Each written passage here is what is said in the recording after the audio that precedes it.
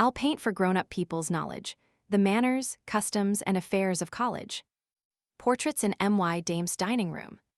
At the head of the large table on the right hand you will perceive the Honorable Liliman Lyonise, the second son of a nobleman, whose ancient patrimony has been nearly dissipated between his evening parties at the clubhouses, in French Hazard or Rouge et Noir, and his morning speculations with his betting book at Tattersall's, Newmarket, or the Fives Court, whose industry in getting into debt is only exceeded by his indifference about getting out, whose acquired property, during his minority, and personals have long since been knocked down by the hammer of the auctioneer, under direction of the sheriff, to pay off some gambling bond in preference to his honest creditor, yet who still flourishes a fashionable gem of the first water, and condescends to lend the luster of tilde 33 tilde tilde his name, when he has nothing else to lend, that he may secure the advantage of a real loan in return. His patrimonial acres and heirlooms remain indeed untouched, because the Court of Chancery have deemed it necessary to appoint a receiver to secure their faithful transmission to the next heir. The son has imbibed a smattering of all the bad qualities of his sire, without possessing one ray of the brilliant qualifications for which he is distinguished. Proud without property, and sarcastic without being witty, ill temper he mistakes for superior carriage, and haughtiness for dignity. His study is his toilet, and his mind, like his face, is a vacuity neither sensible, intelligent, nor agreeable. He has few associates, for few will accept him for a companion. With his superiors in rank, his precedent honorary distinction yields him no consideration. With his equals, it places him upon too familiar a footing, while with his inferiors, it renders him tyrannical and unbearable. His mornings, between school hours, are spent in frequent change of dress, and his afternoons in a lounge à la Bond Street, annoying the modest females and tradesmen's daughters of Eton. His evenings, after absence one, is called, at home, in solitary dissipation over his box of liqueurs, or in making others uncomfortable by his rudeness and overbearing dictation. He is disliked by the dame, detested by the servants, and shunned by his schoolfellows, and yet he is our captain, a sextile, a row, and above all, an honorable. Tom Echo. A little to the left of the exquisite, you may perceive Tom's merry countenance shedding good humor around him. He is the only one who can. One absence is called several times in the course of the day, to prevent the boys straying away to any great distance from the college, and at night to secure them in quarters at the dame's houses. If a boy neglects to answer to his name, or is too late for the call, inquiry is immediately made at his dame's, and a very satisfactory apology must be offered to prevent punishment. Manage the sextile with effect. Tom is always ready with a tart reply to his sarcasm or a cut at his consequence. Tom is the eldest son of one of the most respectable Whig families in the kingdom, whose ancestors have frequently refused a peerage, from an inherent democratical but constitutional jealousy of the crown. Independence and Tom were nursery friends, and his generous, noble-hearted conduct renders him an universal favorite with the school. Then, after holidays, Tom always returns with such a rich collection of fox-hunting stories and sporting anecdotes, and gives sock too, so graciously, that he is the very life of dame's party. There is to be sure one drawback to Tom's good qualities, but it is the natural attendant upon a high flow of animal spirits. If any mischief is on foot, Tom is certain to be concerned, and 10 to 1, but he is the chief contriver. To be seen in his company, either a short time previous to or quickly afterwards, although perfectly innocent, is sure to create a suspicion of guilt with the masters, which not unusually involves his companions in trouble, and sometimes in unmerited punishment. Tom's philosophy is to live well, study little, drink hard, and laugh immoderately. He is not deficient in sense, but he wants application and excitement. He has been taught from infancy to feel himself perfectly independent of the world, and at home everywhere. Nature has implanted in his bosom the characteristic benevolence of his ancestry, and he stands among us a being whom everyone loves and admires, without any very distinguishing trait of learning, wit, or superior qualification, to command the respect he excites. If anyone tells a good story or makes a laughable pun, Tom retells it for a week, and all the school have the advantage of hearing and enjoying it. any proposition for a boat party, cricketing, or a tootle into Windsor, or along the banks of the Thames. To good cheer, any nicety as pastry and sea. On a sporting excursion, is sure to meet a willing response from him. He is second to none in a charitable subscription for a poor cad or the widow of a drowned bargee. His heart ever reverberates the echo of pleasure, and his tongue only falters to the echo of deceit.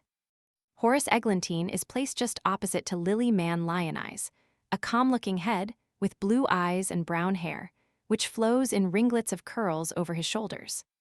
Horace is the son of a city banker, by the second daughter of an English earl, a young gentleman of considerable expectations and very amusing qualifications. Horace is a strange composition of all the good-natured whimsicalities of human nature, happily blended together without any very conspicuous counteracting foible.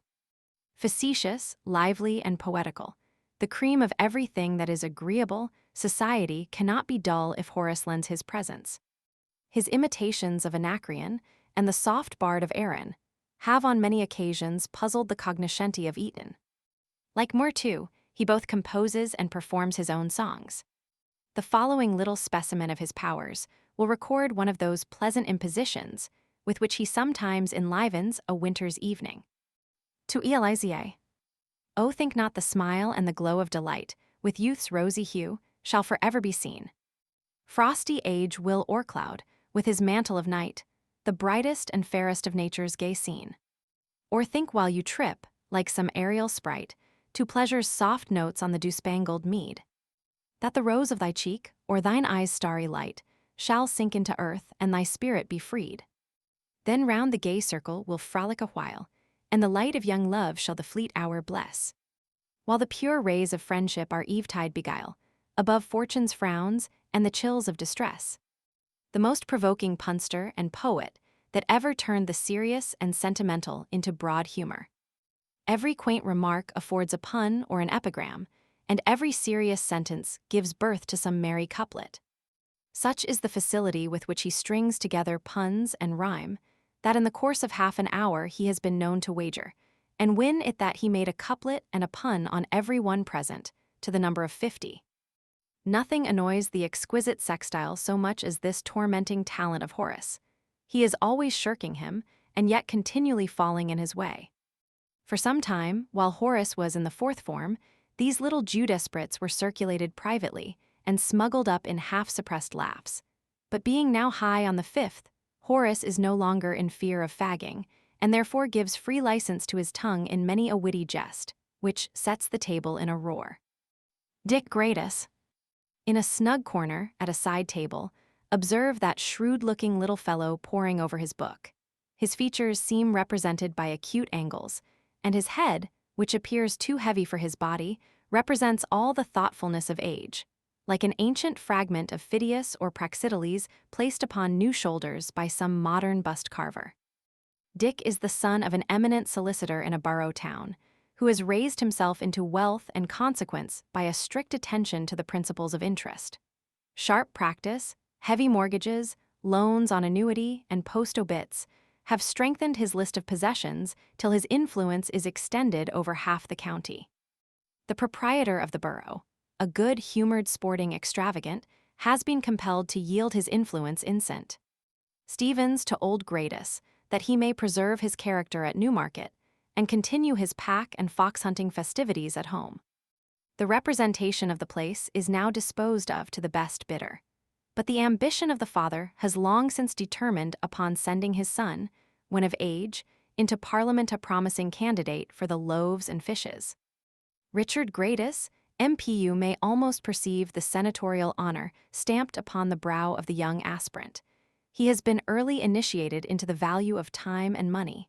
His lessons of thrift have been practically illustrated by watching the operations of the law in his father's office. His application to learning is not the result of an innate love of literature, or the ambition of excelling his compeers, but a cold, stiff, and formal desire to collect together materials for the storehouse of his memory that will enable him to pursue his interested views and future operations on society with every prospect of success. Genius has no participation in his studies. His knowledge of Greek and Latin is grammatical and pedantic. He reads Livy, Tacitus, Sallust, Caesar, Xenophon, Thucydides in their original language, boasts of his learning with a haughty mien and scornful look of self-importance, and thinks this schoolboy exercise of memory, this mechanism of the mind, is to determine the line between genius and stupidity, and has never taken into consideration that the mere linguist, destitute of native powers, with his absurd parade of scholastic knowledge, is a solitary barren plant, when opposed to the higher occupations of the mind, to the flights of fancy, the daring combinations of genius, and the sublime pictures of imagination. Dick is an isolated being, a bookworm who never embarks in any party of pleasure, from the fear of expense.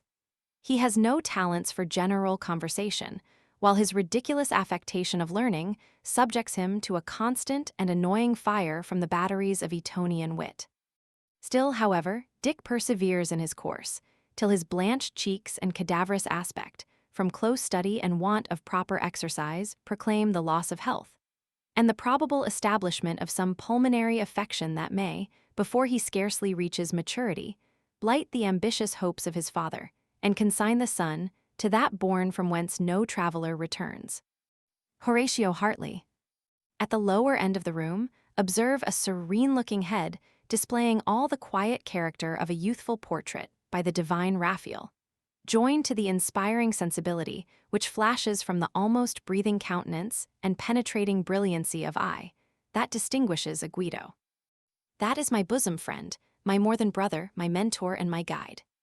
Horatio is an orphan, the son of a general officer, whose crimson stream of life was dried up by an eastern sun while he was yet a lisping infant. His mother, lovely, young, and rich in conjugal attachment, fell a blighted course in early widowhood and left Horatio, an unprotected bud of virtuous love, to the fostering care of Lady Mary Oldstyle, a widowed sister of the general's, not less rich in worldly wealth than in true benevolence of heart and the celestial glow of pure affection. Hartley is a happy combination of all the good-humored particles of human nature blended together, with sense, feeling, and judgment. Learned without affectation, and liberal without being profuse, he has found out the secret of attaching all the school to himself, without exciting any sensation of envy or supplanting prior friendships. Horatio is among the alumni of Eton, the king of good fellows. There is not a boy in the school, colleger, or oppidan, but what would fight a long hour to defend him from insult. No, nor a sparkling eye among the enchanting daughters of old Etona that does not twinkle with pleasure at the elegant Kingay, and amiable attentions which he always pays at the shrine of female accomplishment. Generous to a fault, his purse which the bounty of his aunt keeps well supplied is a public bank, pro bono publico. His parties to sock are always distinguished by an excellent selection, good taste, and superior style. In all the varied school sports and pastimes, his manly form and vigorous constitution gain him a superior ~39 station among his compeers, which his cheerful disposition enables him to turn to general advantage. Nor is he in less estimation with the masters, who are loud in their praises of his assiduity and proficiency in school pursuits. Horatio is not exactly a genius. There is nothing of that wild eccentricity of thought and action which betokens the vivid flights of imagination or the meteoric brightness of inspiration. His actions are distinguished by coolness, intrepidity, and good sense. He does not pretend to second sight or a knowledge of futurity, but on the present and the past there are few who can reason with more cogency of remark or with more classic elegance of diction. With such a concentration of qualities, it is not wonderful that his influence extends through every gradation of the juvenile band. His particular attachments are not numerous, but those who have experienced the sincerity of his private friendship must always remain his debtor from deficiency of expression, among the most obliged of whom is the author. Bob Transit. Bob has no fixed situation, therefore it would be in vain to attempt to say where he may be found. Sometimes he is placed next to Bernard, and between him and Hartley, with whom he generally associates. At other times he takes his situation at the side table, or fills up a spare corner opposite to Dick Gratis, or the exquisite, either of whom he annoys during dinner by sketching their portraits in caricature upon the cover of his Latin grammar, with their mouths crammed full of victuals, or in the act of swallowing hot pudding. Nor does the dame sometimes escape him. The whole table have frequently been convulsed with laughter at Bob's comic representation of Miss Devout Phiz, as exhibited during the preparatory ceremony of a dinner grace. The soul of whim, and source of fun and frolic, Bob is no mean auxiliary to a merry party, or the exhilarating pleasure of a broad grin. Tilde 40 tilde tilde Bob's Admiral is an R.A. of very high repute, who, having surmounted all the difficulties of obscure origin and limited education, by the brilliancy of his talents, has determined to give his son the advantage of early instruction and liberal information, as a prelude to his advancement in the arts. Talent is not often hereditary, or at least in succession, but the facility of Transit's pencil is astonishing. With the rapidity of a Fuseli, he sketches the human figure in all its various attitudes, and produces in his hasty drawings so much force of effect and truth of character that the subject can never be mistaken. His humor is irresistible, and is strongly characterized by all the eccentricity and wit of a Gilhay, turning the most trifling incidents into laughable burlesque. Between him and Horace Eglantine, there exists a sort of co-partnership in the sister arts of poetry and painting. Horace rhymes, and Bob illustrates, and very few in the school of any note have at one time or other escaped this combination of epigram and caricature. Bob has an eye to real life, and is formed for all the bustle of the varied scene. Facetious, witty, and quaint, with all the singularity of genius in his composition, these juvenile jeux d'esprits of his pencil may be regarded as the rays of promise, which streak with golden tints the blushing horizon of the morn of youth. As Bob is not overstudious, or attached to the Latin and Greek languages, he generally manages to get any difficult lesson construed by an agreement with some more learned and assiduous associate. The quid pro quo on these occasions being always punctually paid on his part by a humorous sketch of the headmaster calling first absence, taken from a snug, oblique view in the schoolyard, or a burlesque on some of the fellows or inhabitants of Eton. In this way Bob contrives to pass school muster, although these specimens of talent have, on more than one occasion, brought him to the block. It must, however, tilde 41 tilde tilde be admitted, that in all these flights of fancy, his pencil is never disgraced by any malignancy of motive, or the slightest exhibition of personal spleen. Good humor is his motto, pleasure his pursuit, and if he should not prove a Porson or an Elmsley, he gives every promise of being equally eminent with a Bunbury, Gilray, or a Rowlandson. Varied groups are disposed around the room, and make up the background of my picture. Many of these are yet too young to particularize, and others have nothing sufficiently characteristic to deserve it. Some who have not yet committed their first fault, and many who are continually in error. Others who pursue the straight beaten track to scholastic knowledge, and trudge on like learned dromedaries. 2 or 3 there are who follow in no sphere-eccentric stars, shooting from space to space. Some few mischievous wags who delight in a good joke, and will run the risk of punishment at any time to enjoy it, with here and there a little twinkling gem, like twilight planets, just emerging from the misty veil of nature. These form my dame's dinner party. Reader, do not judge them harshly from this hasty sketch. Take into your consideration their youth and inexperience, and if they do not improve upon acquaintance and increase in estimation with their years, the fault must in justice rather be attributed to the author than to any deficiency in their respective merits.